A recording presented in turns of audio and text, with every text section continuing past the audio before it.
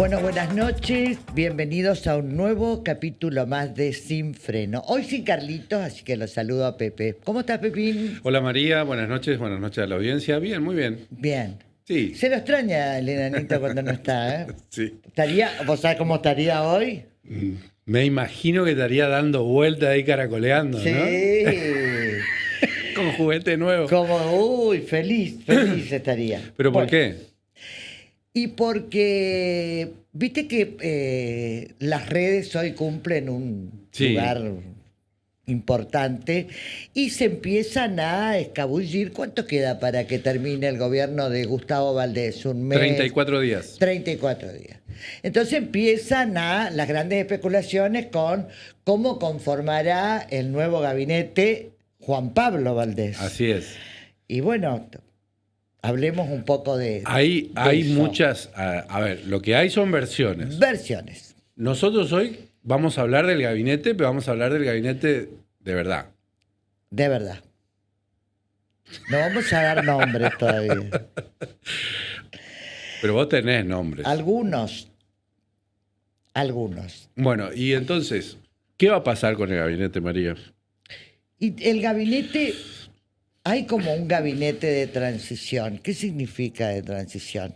Que será que los primeros meses algunos pueden llegar A quedarse. a quedarse. Eso se llama una transición, ¿no? Economía, por ejemplo, que seguramente el nuevo gobernador tendrá que ver todas las cosas, interiorizarse, imagino yo. Ese, no sé cómo es. ese es un ministerio muy importante, importante. entre otras cosas por lo siguiente, porque están ahora enviando el presupuesto 2026. Así es. Asume el 10 de diciembre el nuevo gobernador, pero ahí nomás tiene 20 días para cumplir con el salario, Exacto. tiene que cumplir con el aguinaldo, Sí, con el plus. con el plus, y hay que ver si hay o no hay bono Claro, de fin de alguna año o otra, algo así, claro, ¿no? alguna que otra cosa, o viste que por ahí aparece lo del banco con las compras, de la canasta navideña, todas estas cosas. Una cosa que siempre se hizo, y desde hay el que ver, 2001, claro. ¿no? Exacto. Entonces, Bueno. Entonces ahí puede haber una transición, es decir, que Rivas Piacentini podría continuar. Podría continuar. No sabemos cómo será la continuidad en esta transición. Los que sí ingresan al gabinete de Juan Pablo Valdés son ex intendentes. Entra Juan Pablo Fornaroli, ex intendente de Mocoretá. Entra Jorge Mesa, ex intendente de Caacatí. Y entraría José Irigoyen, ex intendente de Curuzú-Cuatiá. Ex intendentes van a ser todos a partir del 10 de diciembre. En este momento son intendentes en Hasta ahora funciones, son ¿no? intendentes que terminan su gestión el 10 de diciembre y que esos nombres estarían confirmados para ser parte del gabinete de Juan Pablo Valdés. Todavía no sabemos a dónde van a ir, pero está Exacto. confirmado o estaría confirmado que ingresen al gabinete esos tres. Al gabinete, exacto. Muy bien. ¿Qué más tenemos? ¿Quién se mueve? A ver. Se movería Lizardo González del Instituto de Vivienda de Corrientes, Invico. Ese se mueve. Iría a otra cartera. O se moverá, no tengo idea. Sé que en principio se movería. Ok. Ahí estamos viendo los entes autárquicos, tal vez los más importantes. Entonces, Lizardo, entes que está en Invico, se movería de ahí. Se movería. Okay. Yo no puedo decirte si se va. Se movería. Ok. ¿La de PEC qué va a pasar? Se va. Alfredo aún se va. Sí. Está confirmado. Confirmado. Instituto de Previsión Social. Se va. Recordemos que ahí hay alguien transitorio. Ahí está en una transición porque murió el titular. Murió el titular, que era Tito López. Tito López. Y el Invico ya dijimos, Helioscor. Helioscor se va. Esquercia. Raúl Esquercia. Y después tenemos el Instituto de Cultura. Se va. Beatriz Kunin. Se va. Recordemos que, bueno, Beatriz Kunin va a tener un protagonismo ahora este fin de semana, porque este sábado se inaugura en el Día de los Museos el Museo de Arte Contemporáneo. Que dice Pepe, hablando de todo, cambiando un poco el ángulo, es que está precioso. Yo no voy a poder estar en la inauguración, no voy a estar, pero te quiero decirse que está espectacular. Yo voy a tratar de ir porque es una cosa que a mí me interesa mucho porque esas cosas son importantes más allá de las coyunturas que por ahí sí, señor. Se hablaron mucho durante la campaña, ¿no? Así es, así es. Bueno, y entonces, hasta acá tenemos lo despejado, lo de los entes autárquicos, sí, tenemos los ingresos de Mesa, Irigoyen, Fornaroli, el movimiento de Lizardo González. Ahí teníamos la grilla de los ministerios, podríamos ir punteando a ver qué va a pasar. ¿Te acordás cuando Milei decía, ¡fuera! ¿Te acordás? Bueno, vamos. Bueno. Vos vamos entre los dos diciendo, porque vos también estás muy al tanto de todo lo bueno, el secretario general de la Gobernación es Carlos Viñolo. Sí. ¿Qué va a pasar con Viñolo? Yo tengo entendido que Carlos Viñolo es uno de los ministros también de la transición. No sé si transición a que se quede o la transición de los primeros meses, pero es un ministro que en principio está en la transición. Ok. Se quedaría entonces un poquito más allá, al menos un poco más allá del 10 de diciembre. Seguramente. Bueno, lo dicho para el ministro de Hacienda, que es Rivas Piacentini, se va a quedar en un esquema de transición. Así es. Bueno, después tenemos el ministro Olivieri, que es el ministro de Planificación. ¿Qué va a pasar ahí? ¿Todo voy a tener que decir ya? Entonces mañana en las redes. Olivieri se va. Si querés lo digo yo. Claro, Olivieri se va. Se va. Práxedes López es la ministra de Educación. Se va. ¿Se va? Se va. Y ocuparía... Yo tengo... A ver... Vos tenés quién podría... ¿Quién podría ser ahí? Llegar a ocupar la cartera de Práxedes López. A mí me dijeron que mujer por mujer, ahí va a ir una mujer. Sí, señor. Y que es... o va a ser a partir del 10 de diciembre una ex intendenta de la costa viceintendenta de la costa del río Uruguay. Sí, señor. Ahí hay que sacar la cuenta. Una ex viceintendente de la costa del Uruguay. Ella iría en lugar de Práxedes Itatí López. Tenemos el ministro de Salud, Ricardo Cardoso. Se va. ¿Y quién lo reemplazaría? Suena mucho el doctor Luis Pérez, que hoy ocuparía la subsecretaría. Ocupa la subsecretaría. Ocupa la subsecretaría de Salud. Ahí hay que decir que también suena otro nombre. Ahí ¿no? también suena otro nombre, pero yo te digo que esto me parece que... dejamos unas fichitas a Pérez, ¿decís? Una fichita al doctor Luis Pérez, me parece. Bueno, tenemos el Ministerio de la Producción. Ministerio de la Producción, ya dijimos, se va. Tenemos el Ministerio de Industria, la ministra Gabur. Se va. Tenemos el Ministro de Seguridad. Se va. Vallejos. Sí. Tenemos el Ministro de Obras Públicas, por razones obvias se Claudio va porque Cordichi. es el intendente electo. Exacto, es el intendente electo. El tema es quién lo reemplazaría, ¿no? Esa también es un tema que está en discusión. Es un tema ahí. que todavía, en principio, a nosotros no pudimos acceder a esa información. Lo que estamos diciendo es que estos entes autárquicos que conforman DPEC, Kioscor, IPS y Instituto de Cultura, esos van a ser reemplazados. Van a ser reemplazados. Olivieri va a ser reemplazado, Viñolo quedaría un tiempo, lo mismo que el ministro de Economía. Va a ser reemplazada la ministra de Educación, el ministro de Salud, el ministro de la Producción, la ministra de Industria, el ministro de Seguridad, el ministro de Obras Públicas. Llegamos a Adán Gaya, que es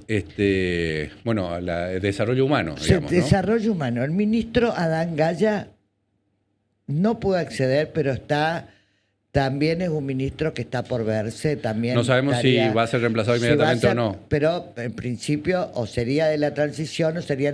Pero de eso no tengo no tengo la información. Tenemos la ministra de Turismo. Se va. Tenemos el ministro de Justicia, que es Juanjo López de Simoni. Sí, ese no te sé decir. No sabemos qué va a pasar con Juanjo López de Simoni, con la cartera de Juanjo, ¿no? Con la cartera de Juanjo. Y después tenemos el ministro Ortega, el fiscal de Estado. Sí, tampoco te puedo informar. Ese no tengo idea quién ocuparía o si se va o si se queda. Lo que sí estoy en condiciones de confirmarte es que 3 intendentes, tanto Juan Pablo Fornaroli, Jorge Mesa de Caacatí y José Irigoyen de Curuzucuatiá, estos 3 intendentes pasarían a formar parte del gabinete de Juan Pablo Valdés. Una cosa muy importante en términos simbólicos que pasó estos días, estos últimos días, que el gobernador Gustavo Valdés estuvo en Paraguay. Sí. También estuvo Juan Pablo Valdés. Estuvo también, y ahí está el dato, estuvo también, digamos, el gobernador electo, porque los vínculos que nosotros tenemos con Paraguay son vínculos que van a tener que continuar, digamos, Así ¿no? es. Bueno, estuvo ahí, estuvo el presidente de Paraguay también compartiendo, pero lo que llamó la atención, y es un poco ahora es lo que estás confirmando, que tiene que ver con esto, que uno de los intendentes que acompañó a la comitiva oficial de Gustavo y Juan Pablo Valdés al Paraguay fue el intendente de Caacatí, Jorge Mesa. Y eso no suelen ir, digamos. No, y recordemos que Jorge Mesa es un hombre del Partido Nuevo. Así es. Líder del Frente Guazú, que es un frente, digamos, vecinal en Caacatí, ¿no? Del cual tiene una muy buena relación en su gestión como intendente con el gobernador, pero también tiene una muy buena gestión. Una relación con Juan Pablo. Con Juan Pablo Valdés, de intendente a intendente. Exactamente. O sea que eso es lo que yo puedo confirmarte. Y uno de los grandes promotores de la candidatura de Juan Pablo Valdés, cuando la candidatura de Juan Pablo Valdés, hay que decirlo también, era resistida, digamos, sí, ¿no? claro, y era muy bien empujada por muchos de los intendentes. Estos 3, tanto Jorge Mesa, Fornaroli y José Irigoyen, 3 intendentes, pasarían a formar parte de la cartera que va a acompañar a Juan Pablo Valdés. No sabemos en qué lugar, pero bueno, hay lugar en producción, va a haber lugar en industria, va a haber lugar en turismo, va a haber lugar en seguridad, va a haber lugar en educación, va a haber lugar en planificación. El nombre de la ministra de Educación, que nosotros decimos que es una viceintendente de la costa del Uruguay, nosotros tenemos el nombre, vamos a preservar, pero no es la ministra que corría en redes sociales. Claro, hay un nombre de una mujer, no es estamos eso. En condiciones de desmentir categóricamente eso que ha circulado en redes en las últimas horas. Aquellos que acceden a redes sabrán de qué estamos hablando.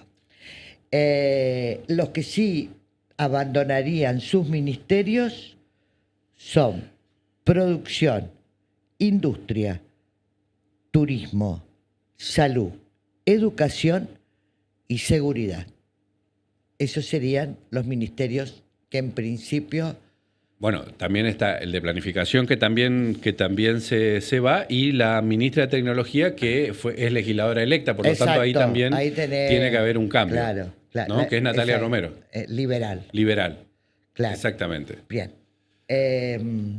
Bueno, eso más o menos es lo que se conformaría, pues se tiran muchos nombres. Y yo acá quiero hacer el repaso de algunas de las cosas que hemos hablado, inclusive en Sin Freno, al hablar de esto. En una oportunidad consulté al propio Gustavo Valdés, es quiénes irían y quiénes se quedarían. Entonces, yo me acuerdo, y te lo comentaba hoy, y lo hablamos con Carlos, es los compromisos políticos en la llegada de Gustavo Valdés. Cuando llega, él tiene compromisos y acuerdos políticos con Ricardo Colombi. Después vino su separación, sus peleas, su distanciamiento. No sé cómo definir eso.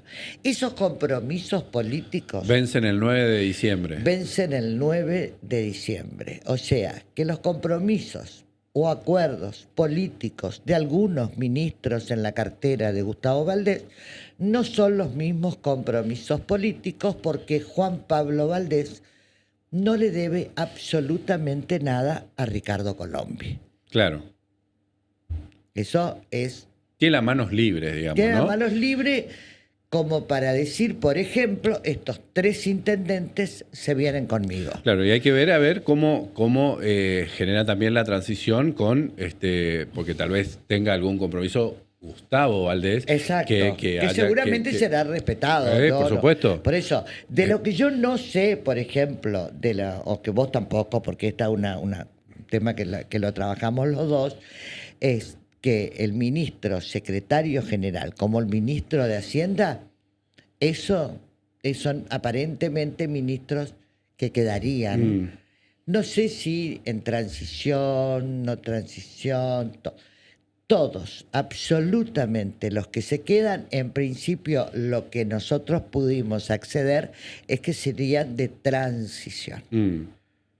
No como puestos, como número puesto. Claro, después hay que ver, ¿no?, cuánto tiempo dura la transición, ¿no? Exacto. Y si el gobernador, ya en funciones... vamos a suponer que Juan Pablo Valdés se sienta cómodo, o que diga, claro, bueno, no cambio, claro, o esto está bien como está, y que quede así. Los ratifican el cargo. O lo ratifican el cargo. Yo lo que sé es que este nombre de Luis Pérez, que hoy ocupa la cartera de Salud Pública, como subsecretario, como ¿no? subsecretario, y que es médico, en principio ocuparía esa cartera porque, no sé, es de confianza, habría hecho las cosas muy bien, entiende de la salud pública, conoce de la salud pública, y eso es lo que más o menos información que pudimos acceder.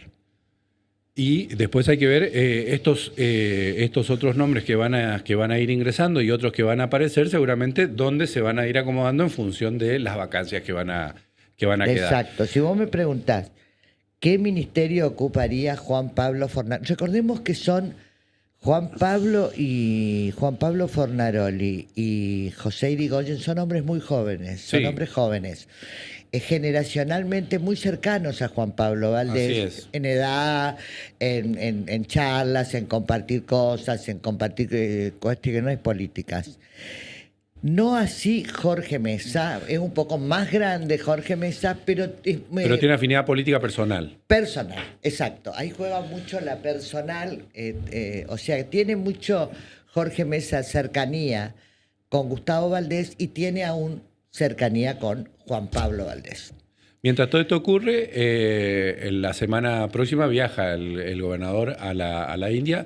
Cuando vuelve ya esto se tiene que empezar a definir. Seguramente ya no queda absolutamente nada. No te quiero decir, los tiempos se empiezan a cortar. Exactamente. Se empiezan a cortar los tiempos porque quedan 34 días, ¿viste? Ya no es nada. Y hay que sacarle la cantidad de tiempo que van a estar afuera. Exacto. El gobernador con algunos funcionarios. Y después el gobernador tiene una agenda de inauguraciones. Empieza ahora Empieza este fin de el sábado semana con esto que está. Hoy me preguntaban acá en 9 de julio y en 9 de julio y San Juan, justo en la esquina, lo que era antes el banco de Corrientes, y que dicen que quedó bellísimo. Así ¿no? es.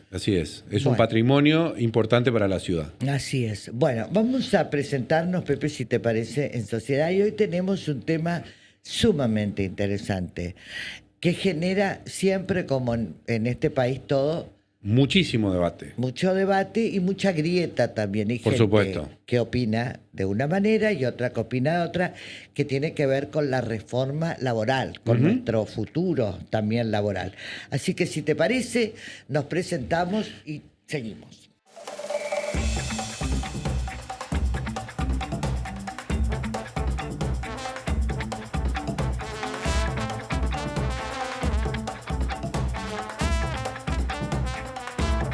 Bueno, antes del debate que vamos a hacer en un ratito, vamos a charlar unos minutos antes con Alberto Medina Méndez, que no sé cómo presentar el primer libertario de Corrientes. No Ibas a decir otra cosa. No. Pero bueno, es el presidente del Club de la Libertad, puede ser. ¿No? Ahí está mejor. Muchas gracias. Más simple, pero periodista también, pues. Periodista. ¿Cómo estás, Albert? ¿Bien? Muchísimas gracias por la invitación. Sí. Podríamos decir uno de los primeros amigos del presidente de la Nación. Sí. Bueno, el presidente vino cuando no era presidente. Claro, pero el presidente vino por primera vez a Corrientes al Club de la Libertad, sí, con 2014, Alberto. 2014, la primera vez que estuvo. Siendo presidente ya, ¿no? No, 2014. Ah, 2014. O sea, la primera vez que viene a Corrientes el presidente, no siendo presidente, es más, ni siquiera era todavía panelista. Ah, mira. Estamos hablando del Milei pre-fama. Pre-fama. 2014, primer Congreso de Economía. Era un economista que daba charlas, digamos. A este mismo evento que viene ahora. Claro. No digo quién era el que venía en el 14, era un economista, que solía dar charlas en conferencias. ¿Y era igual, Alberto, o está más...? Bueno, esta versión última que tenemos en estos últimos meses es una versión claramente más contenida, si querés, ¿no? O sea, contenida, pero el poder lo cambió. Sin duda. Del Alberto, del Javier Milei que vino en el 2014. Bien, ¿eh? Pero yo diría que para bien, porque claramente aquel era obviamente un hombre que tenía mucha libertad para decir lo que se le cantaba, porque claramente hablaba de economía, con sus convicciones. Pero el presidente también hoy dice lo que se le canta. Sí, pero me parece que quizás tomó más potencia en su rol y quizás aprendió en este devenir. También da la lupa puesta sobre él, ¿no? Sí, además ya no es una figura solamente local. No, dejó de ser un hombre de cabotaje, digamos, ¿no? Empezó a ser un personaje público fuera del país. Sí, pues. Y eso también obliga un poco, ¿no? La cuestión, Alberto, es que el presidente de la Nación, en su rol como tal, digamos, viene ahora al Congreso de Economía Regional. Número 12. Y para dar una conferencia inaugural. O de cierre. Va a ser la de cierre. Y una conferencia, aparte, ¿no? Esta vez no viene a conversar, ni viene a tener un intercambio, sino que viene a hacer una presentación en el contexto de que el tema, que son los desafíos del crecimiento económico, es quizás uno de los temas que más lo apasiona, y además, a mi juicio, es uno de los temas del momento, digamos, ¿no? Claro. O sea, hablar de crecimiento en Argentina y hablar un poco del presente, del futuro, porque todos aspiramos a que Argentina despegue, ¿no? La última vez que vino al Club de la Libertad, porque la última vez que vino en campaña, ahora, fue en el 10º aniversario del club, y levantó una polvareda tremenda. Sí, hacía 2 meses que era presidente. Claro. O sea, llegó en febrero del 24, en el 10 de diciembre del 23 había asumido, ya vino como presidente, por supuesto, por eso digo, quizás otro presidente, con las mismas ideas, las mismas convicciones, pero obviamente otra impronta. Y también, por supuesto, ese era un aniversario de una institución, nos permitió dialogar, de hecho, pocos le dieron relevancia al contenido de la conversación, nos quedamos por ahí con algunas perlitas de aquella época, pero en realidad él contó todo su proceso ideológico, contó cómo arrancó estudiando economía y cómo fue evolucionando en términos de sus lecturas. No sé, ¿sabéis si visitará formalmente a Gustavo Valdés? Entiendo, por lo que conocemos hasta ahora, porque eso también puede modificarse, que va a ser un itinerario parecido al de la vez pasada, ¿no? Viene al evento y se vuelve. Hasta donde sabemos no hay ni conferencia de prensa, ni reunión con empresarios, ni reunión con dirigentes políticos, ni propios ni ajenos. O sea, básicamente viene al cierre del Congreso. Al cierre. ¿Qué va a ser cuándo? El jueves 13 de noviembre. ¿El jueves próximo? Todo el día, el evento, desde las 8:30 de la mañana. Y va a ser seguramente la conferencia de cierre alrededor de las 18 horas. Ok, ¿y dónde va a ser? Espacio Andes, que fue el mismo predio. Él siempre hacía ese. Sí, además, yo quiero aprovechar la generosidad que tuvieron los propietarios de Espacio Andes, que siempre estuvieron muy predispuestos a cedernos gratuitamente el espacio. Para nosotros, que somos una organización de la sociedad civil, este evento es un evento, entre comillas, costoso, por todo lo que hay que movilizar. Un evento que probablemente va a superar las 1.000 personas, y entonces, obviamente, se agradece el gesto siempre de Espacio Andes de prestar el semejante predio, digamos, para un evento que es complicado organizar. Claro. Por otro lado, ¿no? ¿Y cómo hace la gente que quiera ir? A ver, nosotros tenemos el Congreso, tiene matrícula, ¿sí? O sea, te tenés que inscribir en las redes sociales del Club de la Libertad, nos encontrás en cualquier parte. Tenemos un sistema de media beca para estudiantes que lo aplicamos todos los años. Y estamos haciendo nuestro mejor intento de abrir el playón, que básicamente la idea sería que ahí sí puede hacer de libre acceso. Claro, no es adentro del salón, es con las pantallas gigantes. Las pantallas. Pero de todas maneras lo van a ver al presidente llegar y salir. El año pasado el presidente salió del predio central y saludó a toda la gente que estaba afuera, estuvo unos minutos ahí. Hay unas cuestiones de seguridad ahí que resolver. Claro, ¿no? el tema de la entrada y la salida es complejo. Pero importante que la gente sepa que si habilitamos este playón es porque queremos que haya más gente, pero también somos conscientes que no entramos todos en el salón. Sí, seguro. ¿No? Bueno, vamos a invitarte, a pedirte que te quedes. Queríamos hablar un poco de la llegada del presidente Milei para el Club de la Libertad, pero te queremos invitar a hacer una especie de debate con las distintas, porque la gente no entiende todavía mucho en qué consiste una reforma laboral que no se reforma desde 1930, puede ser que no se reforma más o menos. Algunas reformas parciales, pero una legislación vieja la nuestra. Así que te vamos a pedir que nos aguantes un minuto. Sí, lo vamos a recibir al doctor Lucio Terraza, abogado laborista, y esto lo hacemos porque ya estuvo con nosotros en Sin Freno Radio. Lo que pasa es que es un tema que genera muchísima interés y polémica, como siempre, ¿no? Polémico, y como siempre los que están, lo que hablábamos hoy, en grieta, los que están de acuerdo, los que están en contra y todo esto. Así que hacemos una pausa y hablamos con Alberto Medina Méndez y con Lucio Terraza, abogado laborista.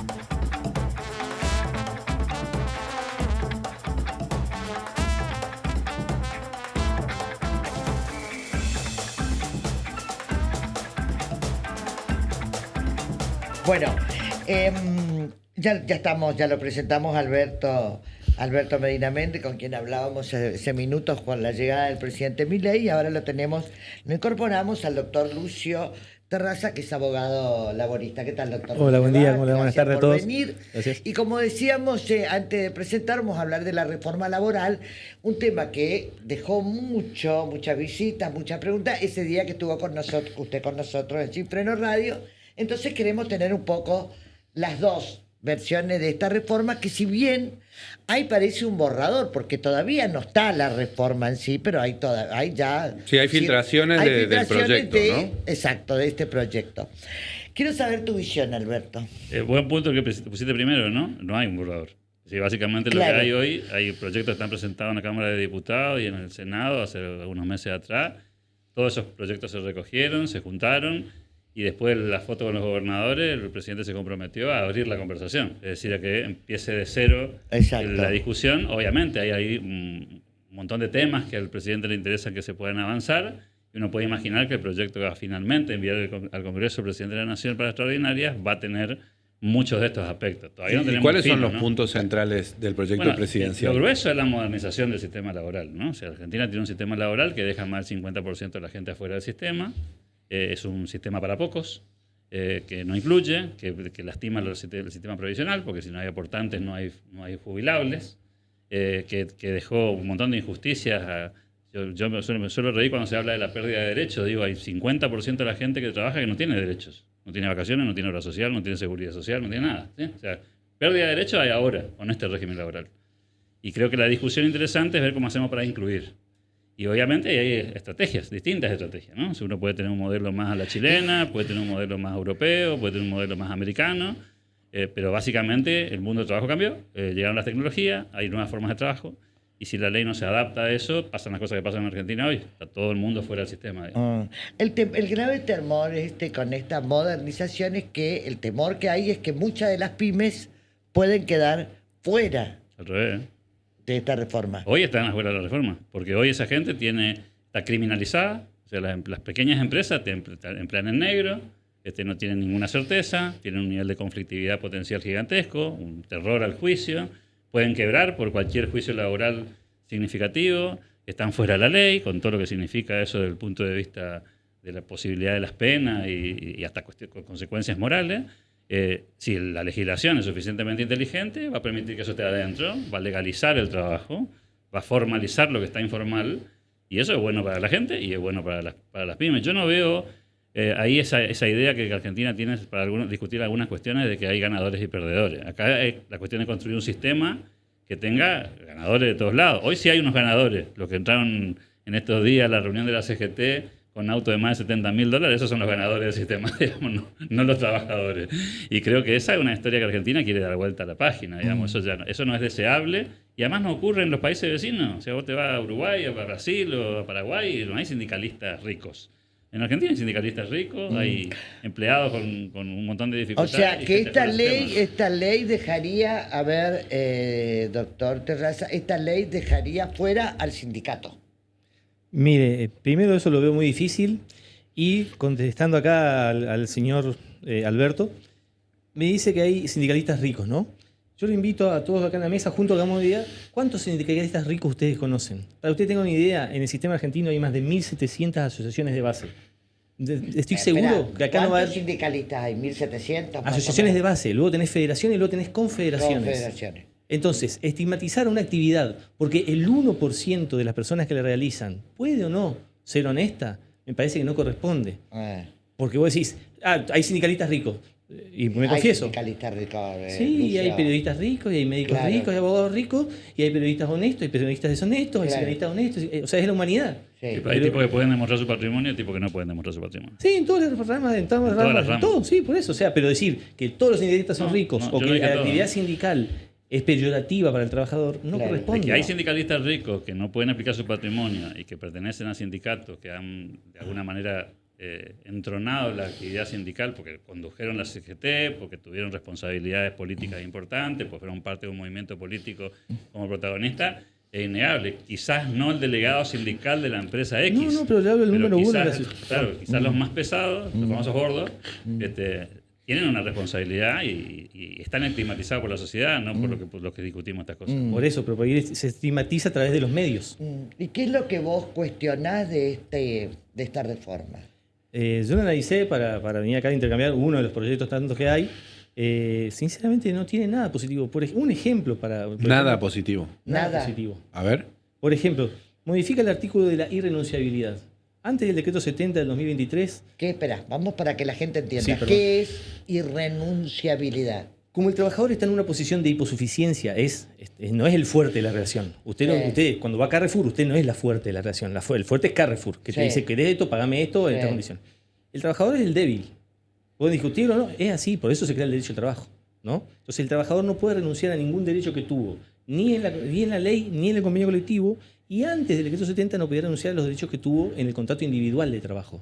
El decreto 70, con dudosa constitucionalidad, para mí es inconstitucional, pero vamos a poner dudoso para no decir, porque yo no soy quién para decir, quitó que se puedan renunciar los derechos en el contrato individual del trabajo. Y ahora lo que quiere es que se puedan realizar modificaciones en el contrato de trabajo y que esas modificaciones homologadas tengan validez. Entonces yo lo que pregunto es, si hoy por hoy vos podés modificar el contrato de trabajo, usted gana 1 millón y su jefe le quiere pagar 2 millones, perfecto. Usted trabaja 8 horas, su jefe le quiere que trabaje 4, pero usted lo puede modificar, no hace falta modificar la ley. Ahora, si todas las modificaciones positivas para el trabajador se pueden hacer sin modificar la ley, ¿por qué quiere modificar el principio de irrenunciabilidad? Para que se hagan los acuerdos que no se pueden hacer hoy. Entonces, eso es un ejemplo. ¿Por qué dicen que la nueva o nuevo proyecto de ley beneficia a la patronal y no al empleado? Yo no comparto para nada. No. A ver, una persona que, tomando el ejemplo que toma el doctor, una persona que trabaja enfrente a la cadena esa que él está mencionando, no tiene ningún derecho. Y hoy la legislación actual, si la endiosamos a la legislación actual, no resuelve el problema del señor que trabaja enfrente de esta cadena, que tiene un trabajo precarizado, que no tiene ningún derecho, no tiene vacaciones, no tiene aguinaldo, no tiene absolutamente ningún derecho. Entonces, cuando discutimos la legislación laboral, encerrarnos solamente en los que están adentro del sistema es no entender que el mundo del trabajo es todo el mundo del trabajo, no el mundo del trabajo registrado. Correcto. Y la pregunta es, lo que vivimos en Corrientes lo sabemos, porque vivimos en una provincia de esas características. Bueno, acá tenemos mucho trabajo. Caminamos por la vereda de la radio, de la televisión, y nos vamos a encontrar con un montón de gente que no está en ese régimen laboral. No. Y ese tipo está sin derechos hoy. Entonces, la pregunta es, ¿a quién protege la legislación actual? Bien. Sin duda al trabajador, que es lo que corresponde. Bueno, pero ¿y el que no está en el sistema? Pero el tema es el siguiente. Modificando y dando la posibilidad de que quienes ya están en el pero sistema... sin modificar. No. Sin modificar... No, el tema es... Usted quiere buscar modificar la ley para que ingresen más personas al mercado laboral. Porque esta no incluye. La modificación... No, es desde ya. La modificación que se quiere hacer solamente puede perjudicar a los que ya están. O sea, incluir gente nueva no va a incluir. ¿Y por qué? ¿De dónde sacamos esa idea? Porque no es lo que pasa ni en Chile, ni en Paraguay, ni en Uruguay, por tomar los ejemplos de los países vecinos. No pasa eso. Tiene un nivel de regularización laboral muchísimo más alto. Usted en una entrevista de un desayuno que concurrió mencionó que efectivamente iba a mejorar la contratación, todo, ¿no? Creo que vamos a coincidir que Ámbito Financiero no es un diario que sea muy populista, ni Cuca, ni Peroncho, ¿no? Ámbito Financiero reconoce que desde diciembre de 2023 a hoy se perdieron 205.000 puestos de trabajo. Sí. ¿Con qué legislación laboral? El decreto 70... Por eso, ¿con qué legislación laboral? Con el decreto 70/73 Con adelante. las normas que están ahora. No con las normas que va a proponer la reforma laboral. Pero esas la normas reforma no van a laboral va en la otra dirección. No. La evidencia empírica está en otros países, ¿eh? No están acá en Argentina. El viernes cuando me preguntaron ¿qué proponés vos para mejorar? Y a mí me gusta decir qué se puede hacer para mejorar. Hay un paralelo que, pensando el tema, es en Argentina tiene una economía 40% informal, que es muy similar al porcentaje de trabajo informal. Si vos lográs que la economía se formalice, ¿no vas a lograr que se formalice el trabajo que no está formalizado? ¿Pero cómo hacer? Una pregunta. Aumentando la recaudación, aumentando la evasión. Perdón, el control sobre la evasión. O sea, vos pensás que si vos le controlás la evasión a las empresas, tenés más empleo registrado. Vas a lograr más ingresos para la empresa y vas a registrar. Es exactamente al revés. La informalidad es hija de una legislación que lo que hace es invita hasta... ¿Vos crees que un empleador tiene ganas de tener un empleo negro? No creo que no. No lo tiene. No. Tiene ganas de que esté en blanco. O sea, el tipo que es dueño de un kiosco tiene 3 empleados. ¿Vos creés que quiere estar fuera de la ley? No quiere estar. Ahora, si él regulariza... Ni el patrón ni los empleados. Los empleados tampoco quieren ser trabajadores negros. Ahora, otra cuestión. Pensando cómo se puede... el kiosco, no hay empleado informal. No, ni formal.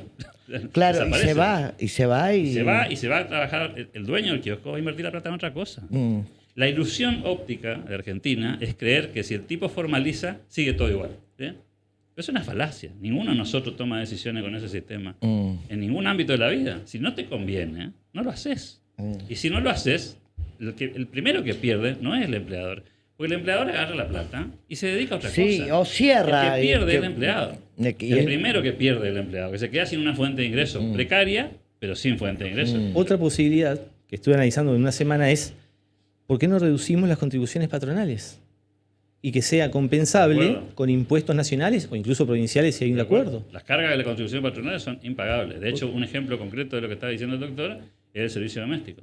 Si hay un régimen que mejoró su nivel de blanqueo, es el servicio doméstico. ¿Por qué? Porque las contribuciones patronales son bajas. Es decir, vos le pagás a una persona que está en el servicio doméstico a valores de hoy 500.000 pesos y hace una contribución de 30.000. Claro, te paga 30.000. El empleador paga 530.000. Eso mismo, cuando te vas al terreno de un empleo en relación de dependencia formal de la actividad comercial, paga el 80% más de lo que recibe la persona en la mano. Entonces, obviamente, nadie blanquea. Entonces, ¿por qué se blanquea el servicio doméstico y por qué no se blanquea lo otro? Y esta esta disparidad de poder entre el empleador y el empleado que se plantea muchas veces en la discusión, fíjate que con el servicio doméstico podríamos plantearlo y sin embargo no pasa eso. Porque la negociación está dentro del convenio y dentro del convenio... ¿Y por qué si pasa eso entre el empleado doméstico no pasa eso con un empleado de comercio? Pasa que justamente es una realidad distinta y por algo el servicio doméstico está excluido de la ley de contrato de trabajo. Porque la persona que presta un servicio doméstico no se incluye en un proceso productivo comercial. Y un empleado de comercio sí. Por supuesto, está en el comercio. corriente es testigo de cómo funciona eso en la actividad comercial. Pero más allá de eso, yo lo que estamos diciendo, ¿esta reforma laboral va a incrementar la regularización? No. Yo lo que digo es, ¿hay alternativas? Sí, para mí, humildemente, no soy economista, habría que analizar a nivel país cómo impactaría reducir contribuciones patronales, o que el empleador pueda hacer la contribución y deducirlo de impuestos. Pero reformar, por ejemplo, ponerle un tope a las indemnizaciones por despido, eso no va a hacer que alguien contrate, porque cuando alguien contrata no piensa, lo contrato porque ya sé que lo voy a echar. Contrata porque quiere crecer, o sea, y porque está creciendo, contrata. Pero no contrata más porque el costo indemnizatorio potencial de un empleado es muy alto. Entonces, ¿qué hace el dueño de la heladería, el ejemplo imaginario que di? No contrata al cuarto empleado. Se queda con los 3. Porque si tiene 4, tiene potencialmente 4 indemnizaciones en proceso. Sí. Porque hoy el empleado funciona bien y por cualquier circunstancia de la vida en algún momento deja de ser productivo. No somos todos productivos todo el tiempo, toda la vida, y somos buenísimos y perfectos. En algún momento somos menos eficientes, o cambió el sistema productivo, o cambió la tecnología, y nos quedamos, entre comillas, fuera del juego. ¿Qué hace el empleador? Le hace trabajar a los 3 más tiempo. Sí, ¿Eso es bueno para el empleado que está registrado? No, hay una cuestión. Es malo, digamos, ¿no? Si uno va a pensar que entra en una relación ya pensando en la salida o que va a ir mal, entonces no nos casamos. No, es que así tiene que pensar el empresario. No, sí no piensa así. No, piensa así. No tiene que pensar Yo así. soy consultor de empresa, Sí. y los empresarios, cuando razonan en la toma de decisión, tratan de corroborar esto que estamos conversando. Es decir, yo tengo que tratar de tener la menor cantidad de empleados posible. ¿Por qué? ¿Porque me conviene? No, porque la potencial conflictividad que tengo es altísima. Y si me sale mal, y el empleado es bueno, 1 año, 2 años, 5 años, cuando tiene 10 años, sacar a una persona que tiene 10 años de antigüedad es entregarle la llave a la empresa. Entonces, ¿qué hace el empleador? Dice, no, cometí un error. ¿Sabes lo que voy a hacer? Voy a desvincular más rápido a la gente para que no tenga antigüedad. O sea, es un sistema que invita... Qué perverso. Es perverso, pero el sistema está mal pensado, está mal diseñado. Si eso no sucediera, el tope indemnizatorio, por ejemplo, que ya sucedió con la ley de accidente de trabajo, o sea, si vos pones un límite, nadie va a estar preocupado por eso. Yo, una persona que es buena en su trabajo, la voy a sostener en el tiempo, porque hasta me conviene. Que se jubile, como hasta que se jubile. De vuelta, pero no, perdón. Lo que pasó el viernes pasado, me hace el ejemplo del tope indemnizatorio. O sea, de vuelta. ¿Quién sale perjudicado si vos pones un tope a la indemnización? ¿El empleador o el trabajador? El trabajador. Ahora, yo lo que pregunto, y me parece que es una cuestión de honestidad intelectual, es decir, perfecto, si usted está dispuesto a que usted sufra un daño físico y su indemnización sean 50 millones, usted dice, no, que la ley ponga un tope a las indemnizaciones y yo solo puedo reclamar 10 millones por la pérdida de mi brazo, yo lo respeto porque es consecuencia con sus palabras. Ahora, es muy fácil juzgar sobre los daños que sufre otro. No, pero porque lo que busca la indemnización, técnicamente, la indemnización es una reparación de un daño que sufrió la persona. Entiendo, pero la empleabilidad o las ganas de emplear... A ver, los países del mundo que tienen... Déjeme terminar la idea. Bueno. Entonces, no es lo mismo el daño que sufre alguien que está 2 años que alguien que está 20 años. Entonces, ¿por qué? Mal brazo. No, estamos hablando de un despido, no estamos hablando de un accidente laboral. Le dije el ejemplo de que si usted se accidenta en la calle y tiene derecho a 50 millones de pesos, no creo que usted quiera renunciar y cobrar solo 10. Me parece que humanamente usted va a decir, yo voy a reclamar lo que me corresponde. Y lo que le corresponde es que se le indemnice según el tiempo que usted con esta reforma eso no va a pasar. ¿Quiere poner un tope? No está eso. Habla de las 12 cuotas. O sea, habla de la posibilidad de pagar... Usted mismo en otro programa contó el tope de los 10 sueldos por indemnización. A mí me parece una excelente idea. Ojalá que salga eso, ¿no? Pero, entonces yo le hago una pregunta, a usted. Pero, ¿Usted está dispuesto a renunciar a una indemnización que a usted le corresponda porque hay un tope que... No es un problema de renunciar, es un problema de cómo funciona el sistema. Hay países en el mundo desarrollados que no tienen ninguna indemnización. Vos te vas con el sueldo del mes. Hay 0 indemnización. Entonces, eso ya existe. Argentina tiene las condiciones sociales y económicas de esos países desarrollados. Por eso te elegí Chile, por eso te elijo Paraguay, por eso te elijo Uruguay, para que la chicana de los países extranjeros no sea un argumento. La misma cultura, la misma historia política, las mismas circunstancias culturales, la podemos comparar perfectamente. Miremos cómo está la desocupación y la informalidad en Paraguay, en Uruguay y en Chile, y miremos cómo está acá. Pero son países totalmente distintos. Estamos hablando de una provincia contra un país como Argentina. No es una provincia, es una falta de respeto si el Uruguay es provincia. En superficie estamos hablando de una provincia y una población de una provincia. O sea que es un problema de superficies. No, pero es mucho más fácil administrar Chile. ¿Brasil tiene más empleo marginal que Argentina? Es más grande que nosotros, ¿no? Sí, por supuesto. Entonces, es un problema de legislación laboral. Y la legislación laboral funciona en los países. Cuanto más flexible es, hay más empleo, primero. A la gente no le preocupa perder su trabajo porque hay otro empleo.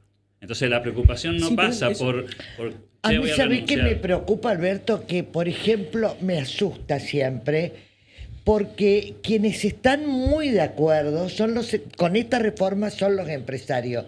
Y cuando yo veo que un empresario, yo mañana ustedes, lo veo tan feliz con una, pienso que en algo se beneficia para joderle al más débil. Te lo pongo al revés. Si ese empresario, que vos lo estás caracterizando como una persona que se beneficia de un problema, ¿sí? Si esa persona no se beneficia, no hay empleo. María Mercedes, el único tipo que puede generar empleo también, pero que no es el se las empresario. lleve todas. Sí, que No se de lleva golpe... ninguna en este caso. No, O sea, se queda fuera del sistema el empresario y se queda fuera del sistema el empleado. O sea, si vos tenés una empresa en la que vos trabajás y la empresa es fuerte, vos tenés más posibilidades. Si la empresa es débil, vos tenés un empleo frágil. O sea, cuanto más chica la empresa, cuanto más débil la empresa y cuanto menos dinero gane la empresa, tus probabilidades de crecer profesionalmente son más bajas. O sea, ahí hay una especie de caricatura del empresario que es falsa. ¿Vos dónde querés trabajar? ¿En el mercado libre o querés trabajar en una empresa chiquitita que no sabes si mañana abre? Yo quiero trabajar en una empresa en la que esté pensando en proyectos grandes, en crecer. Ahí tengo posibilidad de crecer, ahí tengo posibilidad de que me asciendan. Pero la realidad es que la pyme argentina da trabajo al 95-98% de las personas ocupables. Pero justamente la pyme. El tipo que labura en mercado libre gana mucho mejor que el tipo que trabaja en pero no es representativo del mercado laboral la gran empresa. Pero de nuevo, ¿vos querés que las empresas sean grandes? O sea, a ver, ahí tenemos un contrasentido. Es imposible que en las empresas Argentina, sean grandes. En Corrientes, ¿queremos que vengan los grandotes o queremos que vengan los chiquitos? No, yo creo que crezca el empresario argentino, correntino, Pero perdón. pregunto, ¿viene una empresa grande? ¿Vos querés que venga o no querés que venga? Depende de las Como condiciones en que correntino, venga. ¿eh? Como correntino. ¿Te gustaría que venga una industria acá? Yo quiero que el empresariado correntino se desarrolle. Claro, pero si viene una industria, ¿te gusta la idea o la rechazás? Dice, no venga a Corrientes. Depende de las condiciones en que quiera venir. Chaco, digamos, ahora, ¿sí? si vos para que venga una empresa grande nacional le eximís de impuestos por 10, 15 años, todo, yo prefiero imprimir al local y que crezca. Para mí el problema es que no venga. Porque si no viene, no hay empleo. O sea, si viene y se va a otra provincia, el que pierde el empleo es Corrientes. Pero de vuelta, una empresa grande que venga no va a mover el amperímetro del empleo en Corrientes. Acá tenés empresas, no vamos a dar nombre, pero Corrientes han llegado en los últimos años, empresas importantes que tienen empleos registrados, 400 empleados, 500 empleados. ¿Cómo hace una mala noticia esa? No es mala noticia. Lo que estoy diciendo es que 400, 500 empleados no mueve el amperímetro en la masa laboral. Preguntar a Santa Rosa. Estamos hablando de una provincia, no de una localidad. ¿Y por eso? Sí, si te dicen Sauce. Sauce. La gente. A 400 personas de ahí, pero no mueven la provincia. El impacto es gigantesco. No. El impacto no es los 300 empleados de la empresa. Creo que ahí hay un problema de visión económica. Cuando se viene una industria a instalarse en la corriente y trae 300 puestos de trabajo, no son los 300 puestos de trabajo. No es toda la economía circular alrededor es lo que se multiplica por 5. Sí, eso está perfecto. El zapatero, el de la tienda, el del café, el de la heladería, el del kiosco, el del supermercado. A mí me gustaría poner otro tema que me parece que va a ser un tema de discusión de lo que se conoce como, insistimos, es una filtración, digamos, ¿no? Que es, por ejemplo, la exigibilidad a los empresarios de tener o no tener las exigencias para la parte patronal de si cumple o no cumple con determinados procesos hoy que están penados por la ley, ¿no? A ver, ejemplo rápido. No, bueno, si por ejemplo yo te tengo en negro, me pesca a mí Arca y me hacen una multa, me hacen un juicio o lo que sea. Si eso sale de la discusión, ¿vamos a generar más confianza en el empresariado y va a generar más trabajo? ¿O de nuevo desprotegemos al trabajador y además le desincentivamos al empleador? Desincentivas al empleador, sin duda. ¿Para qué voy a registrar si no tengo sanciones? Yo creo que funciona al revés. Si yo no tengo la posibilidad de generar más riqueza, no tengo ningún incentivo para emplear. En eso coincidimos. Obviamente, si no hay actividad económica, no importa lo que vos quieras poder poner la ley de Noruega, claro. Eso de ya. Actividad económica hay que Entonces, lo primero que tenés que pensar es que para el empleador sea rentable. Si Totalmente. para el empleador no es rentable, ni el marco jurídico, ni el contexto, no va a invertir. Ahora, si no invierte, no hay empleo. La cuestión está, por ejemplo, ¿no? Lo escuché a usted dando un ejemplo clásico que siempre dio del bar en Puerto Madero, el bar en una localidad pequeña de interior de Corrientes, ¿no? Yo digo, lo quiero preguntar a usted, ¿quién piensa que tiene que ganar más? No, el mozo pasa de por donde yo quiero, lo que quiera. Pasa porque el de Cadacatí nunca va a ganar como el mozo de Puerto Madero. No es una imposición, porque si el dueño del bar de Cadacatí le tiene que pagar lo que dice el convenio, cierra el bar. Ahora, yo no le pregunto, existe el bar abierto. Le pregunto a usted, ¿usted sabe cuánto gana un mozo en un bar de Cadacatí? No tengo ni idea, pero estoy seguro que gana mucho menos que lo que gana el de Puerto Madero. No, digo, porque yo antes de venir me informé con el sindicato de la actividad. Pero no es lo que gana. No, por eso estamos hablando de lo que corresponde. No, lo que corresponde. Lo que corresponde es un mundo ideal. ¿Puedo hablar? Sí, por supuesto.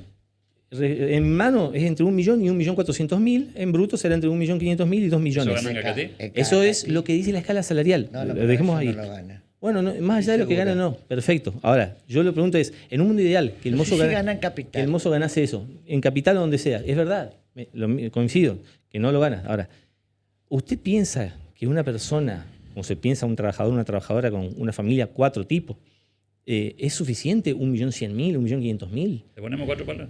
No, le pregunto yo a No, usted. digo, le ponemos 4 palos de convenio. Porque, o sea, si la modificación va a bajar no va eso... a pasar, doctor, es que el número que le ponga a usted no va a pasar en el mercado lo que uno quiere que pase. Va a pasar lo posible. Bueno, pero estamos hablando de modificar una ley laboral que permite Por eso, modificaciones a la baja. O sea, ¿cuánto queremos que gane? ¿Menos de 1.100.000? A ver, va a ganar menos que 1.100.000 porque va a trabajar en negro. Lo gana, ¿Y lo si gana. no se va a cerrar el bar de Cacatí? Pero Esa es la verdad. Entonces lo que vamos a hacer es precarizar a que ya está en blanco registrado y que vamos a gana. reconocer lo que ya existe, porque yo no quiero que se cierre el bar de Cacatí. ¿Usted No, quiere que eso se es- cierre? no, por supuesto. Bueno, si le ponemos un convenio que no puede pagar, se cierra el bar de Cacatí. No es cierto que va a existir ese bar con los convenios nacionales. Eso es falso, Cierto. eso es una ilusión. Va a cerrar el bar y se va a quedar sin laburo el empleador y sin laburo el mozo. Bien, yo necesito, porque se me terminó el programa divino esto. Eso es lo bueno, pues ni hablamos nosotros. Ni hablamos, está buenísimo. Vamos a traer rápido, Hoy no seguido. Un segundo Sí. y redondeame esto y un segundo, vos, por favor, Yo creo que la discusión sobre la reforma laboral va a abrir una puerta a una conversación como esta, que me parece muy enriquecedora. Sí. Y vamos a discutir en Argentina qué es lo mejor para la gente. No solamente qué es lo mejor para un sector, qué es lo mejor para la gente. Claro, pero para la gente común. Exacto, para el empleado y para el empleador. Para el tipo decís que hoy vos. está fuera del sistema. Para mí la gran virtud que tiene esta reforma laboral es que va a incluir gente. Mm. Esta reforma no va a incluir gente, no tengo la menor duda. Y lo que yo quería hacer es una reflexión sobre lo colectivo y sobre usted preguntó que esta reforma ataca a lo sindical, ¿no? Un sindicato no es solo una agrupación de trabajadores, sino que también es una organización social que realiza trabajo social. Y lo digo con conocimiento de causa. O sea, yo estoy en un sindicato muy pequeño, que hemos pagado, el sindicato obviamente, pasajes a personas que se va a tratar por enfermedades a Buenos Aires, que no lo tiene de otra manera. Entonces, atacar a una actividad social colectiva como es el sindicato, porque algunas personas actúan mal, para mí no corresponde. O sea, y esta reforma lo que busca es desfinanciar esa actividad. De Injusta. financiar el sindicato. Claro. Gracias a los dos. Querido, Vamos a seguir hablando de este tema seguramente, ¿no? es apasionante. Acá están las vacaciones. En ¿no? muchas cosas, Porque la idea es tratarlo. estoy de acuerdo con Alberto, en muchas cosas también comparto con el doctor. O sea, es muy interesante. y Lo que es pasa para es que, entender. claro, es que hay que mirar para adelante, pero la base es la que tenemos hoy. Y la que tenemos hoy, la verdad que no está bien, digamos, ¿no? Digamos aquellos que pasamos por el diario, sobre todo. Cayó. Compañeros, hasta mañana. si Hasta fuera la mañana. radio. Gracias, muchas gracias.